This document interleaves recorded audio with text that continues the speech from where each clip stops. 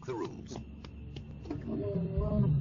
Territorial and terrifyingly strong, lions don't usually accept people into their pride. You ever get the feeling you've been surrounded by lions? I get it every day. Kevin Richardson seems to have a dream job, looking after lions and other animals that have come to accept him as one of the pride. But there's feuding and fighting when new arrivals send fur flying,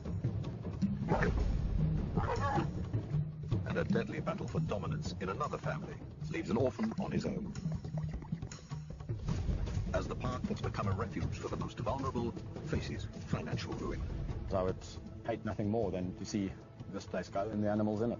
It's my life and soul.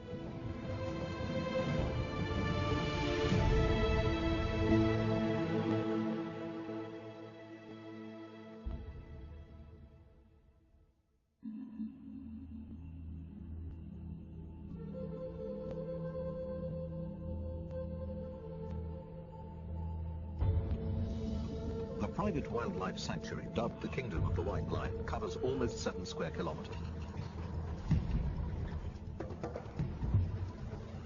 It's home to leopards, hyenas, and lions. One of the largest and most impressive prides in the park is dubbed the Big Kings.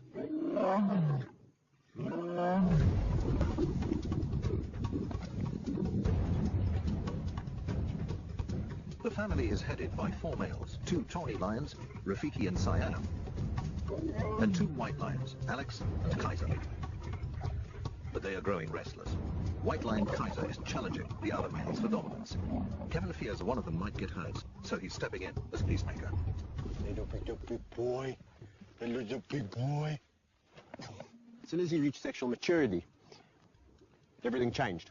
And he just became interested in one thing, and that was the woman. He's just taken it upon himself to be dominant over them all the time, and he gets extremely aggressive and unpredictable. And this results in extreme fighting between him and the other lions in this group. One lioness in particular is the object of Kaiser's affection. Already battling to pay the bills, Kevin can't afford any new cubs to house and feed. Females are given contraceptive implants. But males still retain their natural mating instincts.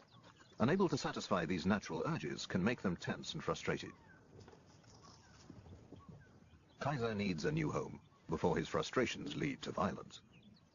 It's only a matter of time before we land up with someone or some lion being killed in this group, or exorbitant vet bills because the lion's got half his face hanging off. And that's the reason why we're going to have to move him on.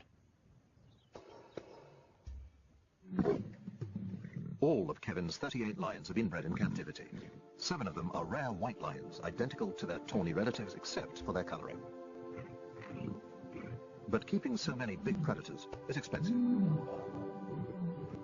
To run a park of this nature, you are looking in the region of around about $15,000 to $20,000 a month. And that's just maintenance, anti-poaching patrols, staff, keeping the electric fences clean. We get your little magic pliers. You know, feeding the lions, watering the lions, making sure they've got proper veterinary health care, they've been de-ticked, vehicles, petrol, fetching food. It's a big job. People don't realize what a mammoth job it is, taking on looking after a lot of lions. You know, not just one lion. It's, you know, a lot of mouths to feed. Kevin helped to set up the park as a giant film set for a movie about a white lion. It was his job to look after all the animals on set. Once the film crew packed up and left, the lions stayed, joined by other cats and animals from another reserve, creating a new park, the Kingdom of the White Lion. It's hoped that profits from the film will pay to establish the park.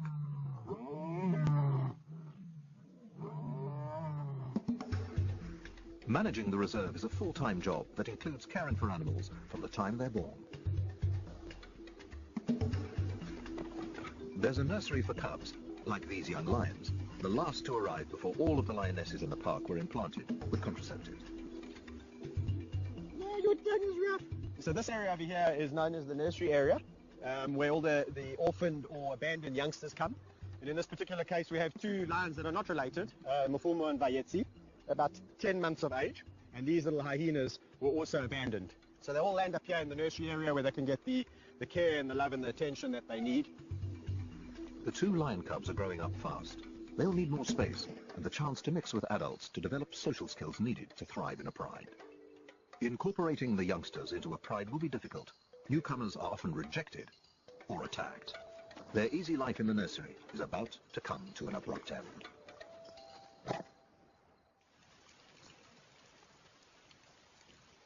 Such care costs money, around £12,000 a month. Kevin and his backers need the white line film that was shot here to make money. Profits are desperately needed to pay for running costs and the transformation of the reserve into a zoo for paying visitors. If the cash they need doesn't start to flow in, the park and its inhabitants face an uncertain future. Bandit, you're heavy, my buddy. If the film, for whatever reason now doesn't get out there, the consequences are that the park might have to shut down. And we might be having to find homes for 37 lions, 20-odd hyena, and the rest of the animals that live here. Well, it would be all for naught, my life's work, if that happened. And I can't even begin to imagine that. So what are you doing? Having started a family of their own, Kevin and his wife Mandy have gambled everything on the success of the White Line project. They hope baby Tyler will one day inherit a thriving business built on conservation. Behind the scenes, obviously running a park of this magnitude, and it's a constant worry for us because if we don't find the income and keep things going, then what happens to the animals, which is obviously, Kevin, my number one priority.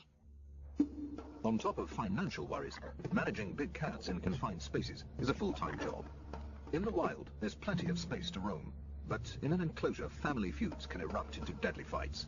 That ear's ringing. In one pride, 3 young lions are approaching the age when, in the wild, they would leave to form a pride of their own. They're starting to clash with their father. They'll have to be moved before one of them is seriously hurt. Kevin decides to relocate them to a new enclosure, together with 3 other young lions.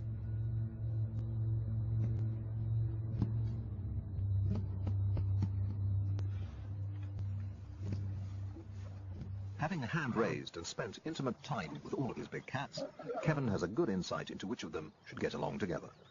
But in this case, there's an added complication. A hyena that thinks it's a lion. Spunny, the hyena, has grown up with 3 of the young lions from the time he was born. Lions and hyenas are usually considered to be arch rivals that will attack each other at any opportunity. But Spunny has developed feline behaviors that would make him an outsider among other hyenas. He'll stay in the pride where he's long been accepted as an honorary lion.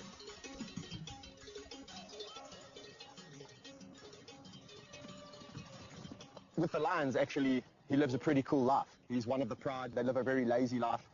They're both very social animals. Best of mates, in fact. But 3 newcomers are joining the gang. It remains to be seen how they'll interact with a pride member that looks suspiciously like a hyena. We're going to release them today, see how it goes today, especially with Spunnies, the hyena. And depending how it goes by 2 o'clock, 2 o'clock's the feeding time. If it's all going well, we'll feed them together. If we suspect that it's a little bit awkward and things aren't going so well, then we'll maybe remove them and take them back. Experienced keeper Rodney Normakala is the only other person allowed to handle animals in the reserve. Young lions are notoriously unpredictable. As the 2 groups meet and establish a hierarchy, nervous tension can easily turn to aggression. When they fight like that, and it makes a lot of noise, and to a human being it seems very scary. But to lions with their thick skin and all of that, just a wah wah wah wah wah, they immediately are showing who's more dominant than the next. One group lays low, while the other 3 lions and Spunny the hyena look to Kevin for reassurance. So at the moment, we're in a bit of a apartheid situation, where we've got this group, including Spunnies. Spunnies is on the periphery, and myself, and the 3 newcomers, and it's segregation. But it's gone really well. I'm really happy about it. There's been a little bit of nose touching and that kind of interaction. No aggression from either side. The two groups soon integrate and start to make friends. That's fantastic. Even Spunny finds his place in the new pride. Hyena wins. But the real test is still to come. Feeding time will determine whether the new group can coexist peacefully, or whether a battle for a best morsel will descend into sectarian war.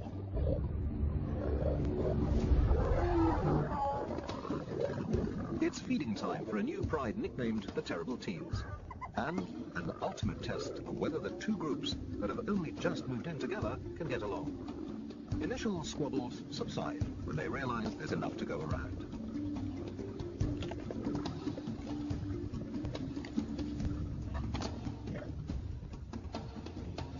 Bizarrely, the new pride includes Spunny the hyena, raised with lions since birth. He thinks he's one of them, and has been accepted as such. Lions, like people, have individual personalities that can clash when different groups are brought together.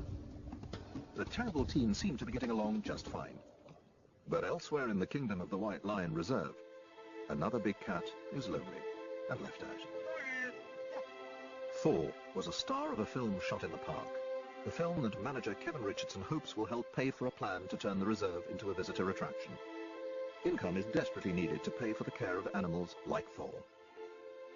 Lions are social animals, and Thor has been on his own for far too long. But there's a shortage of suitable companions. Thor's about 7 years old now, and he's way past the age of forming new bonds with other male lions. Come. So it's not an option, to put a male lion with Thor. The only option really is females. It's just a really difficult situation at the moment because the nature of the kingdom is that we've actually got far too many males compared to females. And the females that would go with Thor would have to be on the pill. And we don't really want to just acquire 2 female lions to put with Thor. Long walks provide much-needed companionship. But despite Kevin's best efforts, he is increasingly concerned that Thor is lonely. When the days go by and I've had a busy week, the only lion that really is in the back of my mind is old Thor, because I know he definitely needs some love and attention.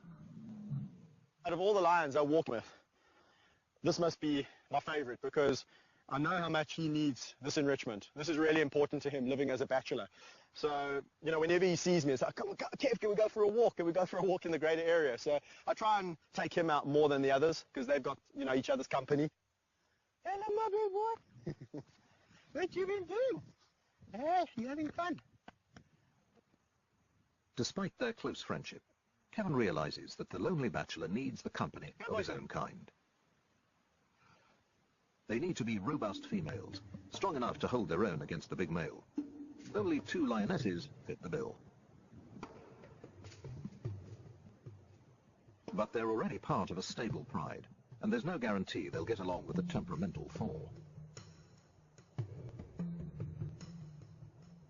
Before introducing them to the lonely bachelor, Kevin will ensure the females are fitted with contraceptive implants. He can't afford any more cubs to feed. There's a big crew of people, and everyone's excited, and that's not getting excited. He's counting on the coming feature film to bring in some much-needed income.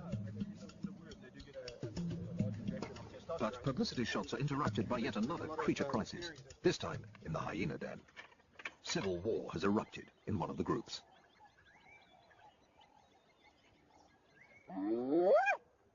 Hyenas live in matriarchal clans, ruled by females. They communicate using a complex language of body movements and sounds to establish their social hierarchy. Males are lowest in the social rank. In the warring clan, a mother is fighting with a daughter that's challenging her position as a dominant female. Hey, what's up with you guys? Eh?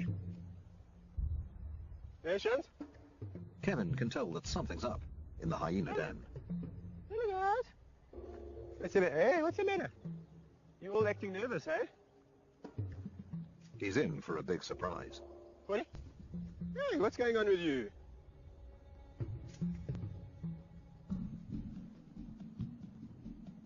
The dominant mother of the hyena clan is nowhere to be seen. Where's Gina? She's in the den.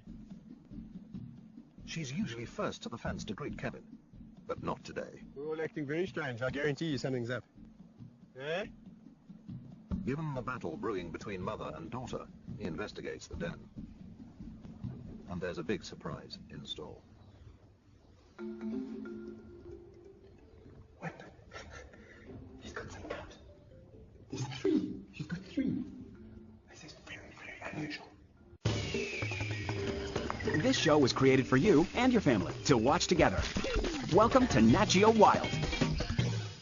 Okay, okay. This is the first time she's had 3. I feel like a little kid on Christmas. Oh, wait, unwrap my present. This is amazing because she's actually very calm. Gina's a very protective mother. In fact, ferociously so.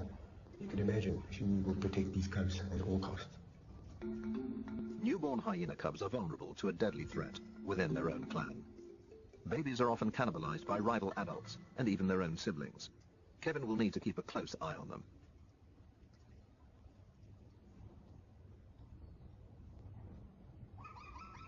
Their mother is also alert to any potential threat. Hello, boy. Sure. Yeah, Mommy doesn't want me to come too close. Nice. Nice, nice. Nice, nice. Sure. It's nice. It's nice. Mom and Dad. Turned out to be an awesome day. For Kevin, one of the biggest rewards is watching young animals mature into adults. And those closest to his heart are 2 lionesses he rescued as cubs. Well, over here we have Meg and Amy. Probably 2 lionesses that I'll never have a better relationship with. Our love affair started pretty much 8 years ago when Mom abandoned them. They probably weigh in at about 180 kilograms each. But their characters are so different. Although they've had the same upbringing, the same input, the same amount of love, the same amount of discipline, Amy is a little bit more reserved, sometimes can be petulant. Meg, on the other hand, is just the most boisterous, outgoing, fun-loving lioness you'll ever come across. And that's why I can go swimming in the river with her. She's just full of confidence. If I go in the river, she wants to go in the river. Lions will usually avoid water. Meg's extraordinary behavior seems to reflect her trust in Kevin. A big adult lioness coming up, rubbing her head on your face, feeling her tongue. It's like 80 grade sandpaper doing this. You can't stop them from doing it because it's their way of showing affection. So you just got to endure the pain, and I tell you something, it's really worth it. Kevin has worked with big cats for more than 12 years, but has been criticized by some who believe he risks his life unnecessarily. Yeah, I get criticized all the time for the way I interact with the lions. You know, a lot of people say, do you really need to interact with them that intensely? And, you know, it's the only way I really know. But Kevin believes his intimate approach to big cats, from the time they're cubs, is key to his success. He claims he can read their moods and personalities, what they like and dislike. He won't interact with any lions he doesn't know.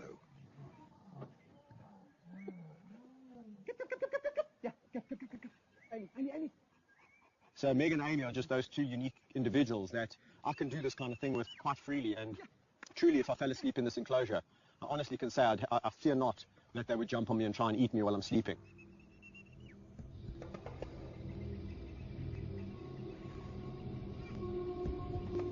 It's something he wouldn't dare to attempt with wild lions, assuming he could find any in the first place.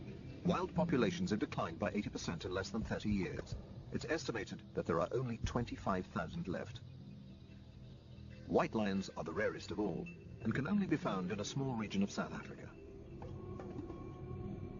Kevin has been invited to discover why there are so few white lions left in the wild.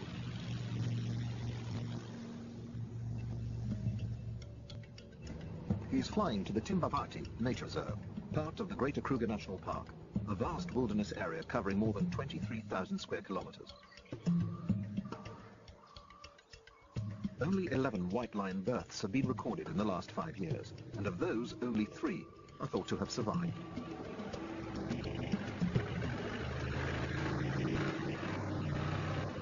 Kevin has joined Ranger Patrick O'Brien and tracker Albert Ubisi to try and find them. If they succeed, it'll be the first time Kevin has seen a white lion in the wild.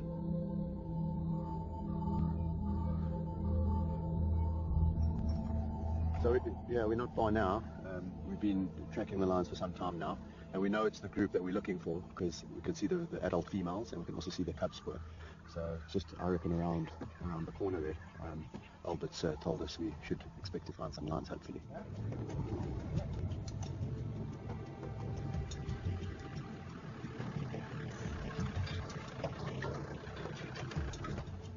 Sure enough, Kevin is rewarded with his first sighting of the rarest lions in the world. This is awesome, man. White lions display a rare recessive gene that inhibits the production of color in their fur. But they are not albinos. Their paw pads and lips are pigmented, and often their eyes are bluish instead of the usual golden brown. This rare gene is also carried by normal tawny lions in the region. But all lions must fight to stay alive in the wild, and the odds of survival are slim. Only around 1 in 5 survive to the age of 2. One of the greatest threats comes from dominant males that try to kill any rival's offspring. But I mean, that just goes to highlight how difficult it is for the white to survive. I mean, we know mortality in lions is high. That's correct, yeah. But I mean, the fact that these lions have made it to 14 months, that's Yeah, a really, it's really done very well, good yeah. sign. Luckily for these girls, both are females, and of course that's very important for the whole pride and for us, of course, which means that girls always stay in the pride, they never emigrate. Of course, lionesses are the core foundation of the pride, and for these two girls staying in the pride, it just means that, of course, it's going to be great in the future to see these two girls grow up and become adults. Isn't that going to be fantastic? Eh? Can you imagine coming here in 2 or 3 years from now, seeing these massive adult white lions hunting? I'm going to be back, I'll tell you that much. I will be back. Very impressive. Captive white lions, like those in Kevin's protected reserve, obviously have far better chances of survival. He believes the best way of ensuring their survival in the wild is to conserve the dwindling tawny lion population that carries the white gene. As you know, at the Kingdom, several white lions that I work with, and I always just been maintaining that we should be conserving the tawny gene in this area specifically. And, you know, when I was told that these cubs were born, I was like, you see, I mean, that just goes to prove that there's tawnies carrying the gene. You know, both mothers are tawny, and that clearly indicates that, you know, you don't have to be a white lioness to produce white cubs. And there's a very good chance, and maybe that white gene is a lot more prevalent than what we actually think it is. And even more reason to be protecting these tawnies in this area. Exactly, and this is what's so important about this area, is the fact, you know, this is the only place that they are naturally still found. Yeah. The trip has given Kevin time to reflect on the role he'd like his reserve to play in lion conservation. If he can transform the park into a public attraction, he hopes it will help inspire people to support conservation. But he needs money to do it, and that depends on the success of a feature film.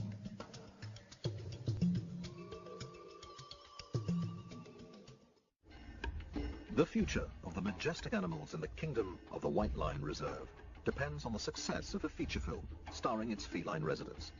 Manager Kevin Richardson thinks nothing of play fighting with a quarter-ton lion. But public speaking is another matter, and he has to face the cameras to promote the film that's vital to the future of his beloved animals. Well, it's tricky because when you're working with animals that can eat you... 4 years in the making, it's hoped the film will make a profit that can be used to transform the park into an attraction for paying visitors. I'm not joking. I mean, the film took 4 years to make. And believe me, when a lion doesn't want to do something, he doesn't. And you never listen to him. You better listen to him. Over the following days, the movie receives its first reviews. City vibe, yeah, feline feast. 4 out of 5. The critics have been kind, but it remains to be seen whether the film is attracting enough cinema-goers to turn a profit. It costs money to look after big cats like Kaiser, a white lion that's outgrowing his enclosure and ganging up on the fellow members of his pride. But there's just no room left in Kevin's reserve. A lion like Kaiser, obviously, we'd like to find him a really good home. So you've got to go into, you know, the details of who's this person, how long have they been involved with lions, do they have the right documentation, what's the facility like, what's his enclosure going to be like, because he's really been used to a great life. It could take months to find Kaiser a good home. Unscrupulous overbreeding of lions in South African parks and zoos means there are already too many big cats looking for homes.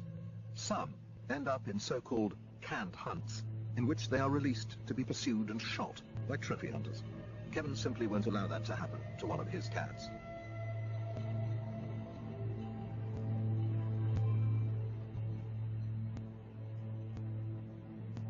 He can only hope that Kaiser calms down and stops causing trouble in his enclosure.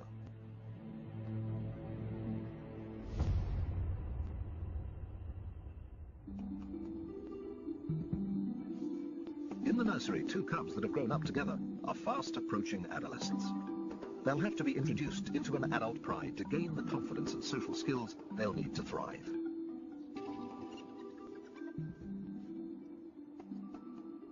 I'm a firm believer in cradle to grave, and for every animal that you hand raise, you really are responsible for his destiny.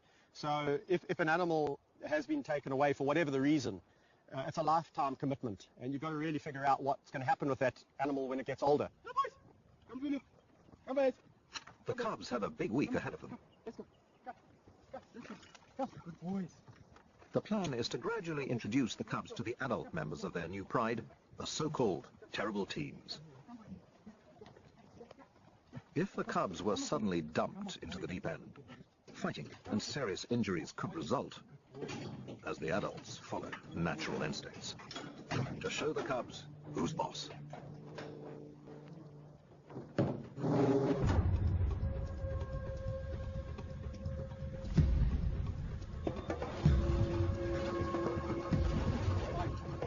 Concerned that the terrible teens may gang up on the cubs, Kevin decides to split the 6 adults into 2 groups of 3. The cubs will stay protected inside their cage in case there's any trouble.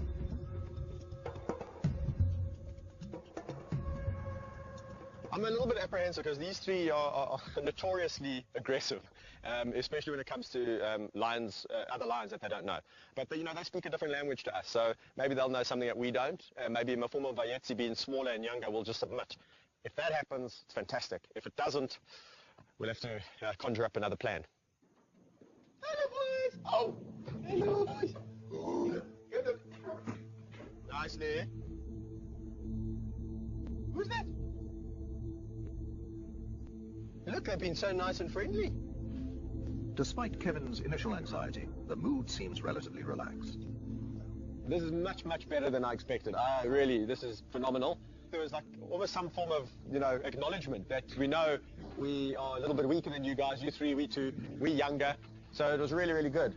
Some new friends. Oh, it is so tempting to release Mafuma and Vayetsi with this group because it's gone so well. But in all the years of experience, I've realized one thing: overconfidence is a bad thing.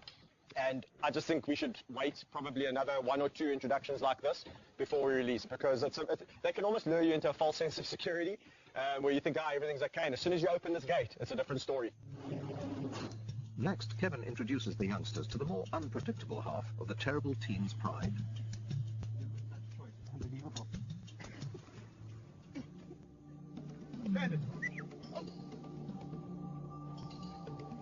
They're the oldest and most unruly trio of the group. Quickly surrounding the van, they seem to sense the new arrivals inside.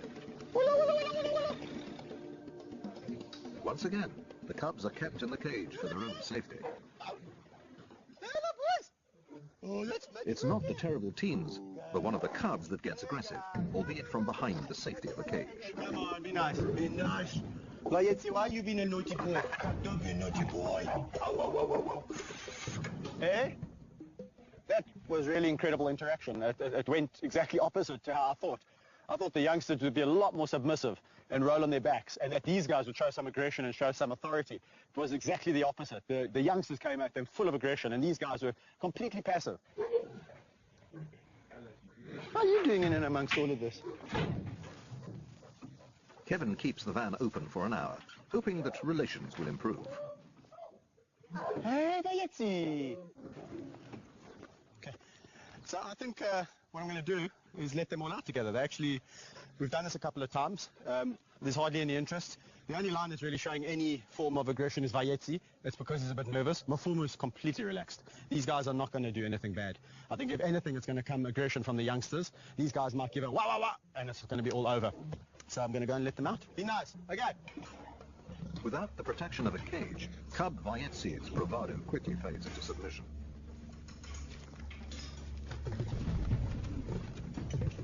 The terrible teens immediately gang up on the youngster, and Kevin has no choice but to break up the fight with pepper spray. Stop, stop, stop, stop, stop, stop.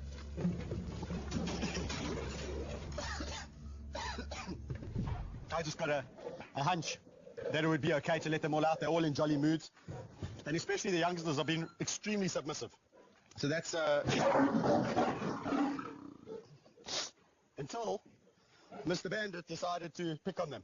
And once he started picking on them, Bobcat came in from behind, where I had to defuse the situation with a little bit of help from a friend called pepper spray. Nice. I went nice, nice, nice, nice.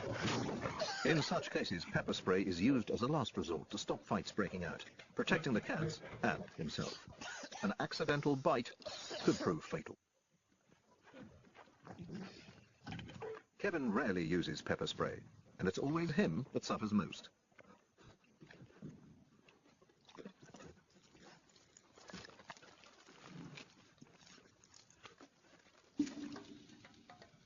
The terrible teens have lived up to their reputation. Introducing them to the cubs hasn't worked as well as he'd hoped.